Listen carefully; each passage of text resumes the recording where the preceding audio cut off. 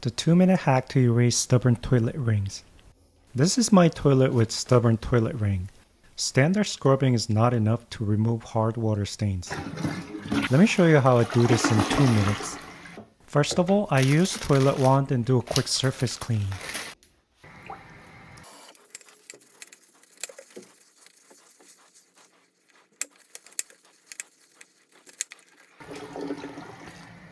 And one more round.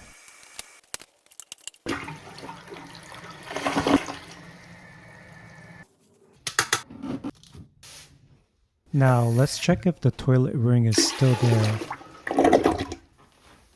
As you can see, it's still present. Let's quickly remove this. I take out a pumice stone. Make sure to wet it first and then gently scrub. The minerals lift right off without scratching the porcelain. And then we flush the pumice stone residue. Finally, the reveal. The toilet ring has been completely removed.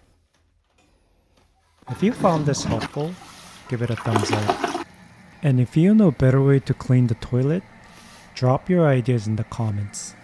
Subscribe for more videos on living aesthetically with minimum effort.